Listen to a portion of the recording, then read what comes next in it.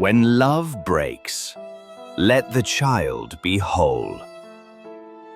Society may be spiraling, but nothing is more dangerous than broken parenting disguised as love. This is a powerful story about what happens when two adults forget that children are not battlegrounds, and how healing begins the moment they choose peace over pride. A reminder that even if a relationship ends, parenting never should. Let dad be dad. Let mom be mom. The world outside was shifting rapidly, louder, angrier, more chaotic with every headline. It was as though society had stepped into a whirlwind, spinning madly in every direction. But inside the modest yellow house on Falarin Street, the real storm had nothing to do with the news or social media. It lived in whispers and arguments behind closed doors. It lived in the silence between two people who once promised forever. And caught in that storm was little Eli. He was 6, with bright, wondering eyes, and the kind of heart that still believed everything could be fixed with a hug. His parents, Dara and Jide, used to joke that he had the magic touch. He could walk into a room full of tension and it would melt. For a while, it was true. But as the arguments got worse, even Eli's sunshine couldn't cut through the thunderclouds. Eli had grown quiet lately. He stopped asking why Dad slept on the couch or why Mom locked herself in the bathroom crying. He noticed his drawings, once proudly displayed on the fridge, had been taken down to make space for bills and court papers. His bedtime stories were no longer read together, but alternated between a tired dad and a distracted mom. Even hugs became rare, like they were too busy surviving to remember how to love. But the truth of it didn't begin with a fight. It began with a wound.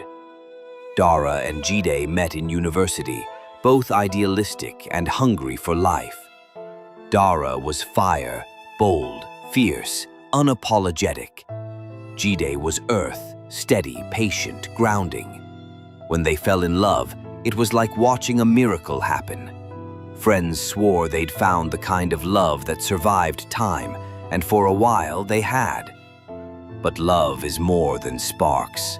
Love, real love, is sacrifice and softness and work.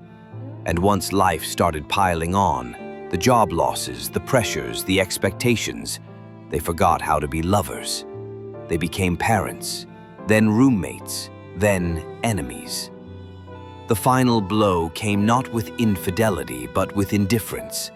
Silent mornings, cold dinners, snide remarks. The laughter disappeared, and with it, their ability to see each other. And when it became clear that neither of them had the will to fight for what they built, they made the choice to separate. Only they didn't separate cleanly. They separated like wounded animals, lashing out, trying to win, trying not to lose. And Eli became the battlefield. "You know your father didn't even show up to your school performance?" Dara would whisper, spooning cereal into Eli's bowl. "He forgot," Eli said quietly, though he'd seen the disappointment in his father's eyes when he missed it. Jide had been stuck in traffic, desperate, panicked, even crying on the bus, but Dara didn't tell that part. Later that week, Jide asked Eli if he still loved him, eyes hollow. "Does your mom say bad things about me?" Eli looked at his feet. "She says you don't care." And that's when the poison took root. It wasn't shouting or outright lies. It was the subtle digging, the little jabs, the growing narrative that Eli had to pick sides, each parent fighting for his loyalty like it was custody of a kingdom. And Eli, he just wanted peace. He missed when they all laughed together over burnt pancakes. He missed holding both hands when crossing the street. Now, one always let go. One evening, Eli drew a picture of his family. Stick figures, smiling. One mom, one dad, one him in the middle. He placed it quietly on the fridge. The next morning, it was gone. That same day, during visitation, Eli stood by the window waiting for G-Day. His backpack was ready, and his shoes were on, even though G-Day was an hour late. Dara stood in the hallway, arms crossed. "He's not coming." "But he said, he always says," she replied, bitterness sharp in her tone. "Go watch TV." G-Day did come, eventually. Sweaty, disheveled, apologizing profusely, Dara slammed the door in his face. "You're not taking him, not today." "It's my day, Dara. You don't get to walk in late and still pretend to be Father of the Year." Eli watched from behind the curtains, tears in his throat. No one noticed. It wasn't always like this, and deep down both Dara and G-Day knew. They remembered the promise they made to Eli the day he was born. "We'll always protect you," Dara had whispered as she held him for the first time. "No matter what," G-Day added, kissing his tiny forehead. But promises, like paper, are easy to tear when emotions run high. Things finally cracked during a parent-teacher conference. Eli had been acting out, withdrawn, easily startled, unwilling to participate in group work.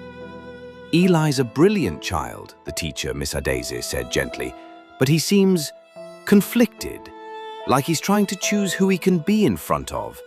That's not a burden a child should carry." That night, Dara cried harder than she had in months. Not because of G-Day, not because of the relationship, but because she saw what they were doing to their son. The armor she wore to fight him had also been hurting the one soul she vowed to shield. She called G-Day. "Can we talk?" she asked. When he arrived, there was no shouting, no accusations, just quiet. "I'm tired," Dara said. "Tired of fighting, tired of using Eli like a pawn." G-Day nodded. "I know I failed in many ways, but I never stopped loving our son." And in that moment, they remembered, you can fail as a partner and still rise as a parent. The two roles were not the same. They didn't magically fix everything that night. Healing, like parenting, takes time. But they started therapy, co-parenting sessions. They created a shared calendar. They agreed, no more bad-mouthing, no more competing, just presence, just love. When Eli turned 7, he drew another picture. This time, it showed 2 houses, one with Dad, one with Mom, and in between, a smiling boy with a sun overhead. Balance. He was okay, not because everything was perfect, but because his parents finally chose him over their pride. P.S. Years later, Eli would grow into a thoughtful, emotionally intelligent teenager. He wouldn't be bitter. He wouldn't feel broken. Why?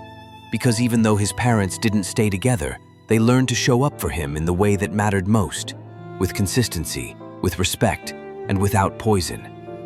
Society might still be spinning out of control. The noise outside may never quiet down. But inside, Eli's world, there was finally calm. Because 2 adults made a sacred decision. Let Dad be Dad. Let Mom be Mom. And let the child be a child.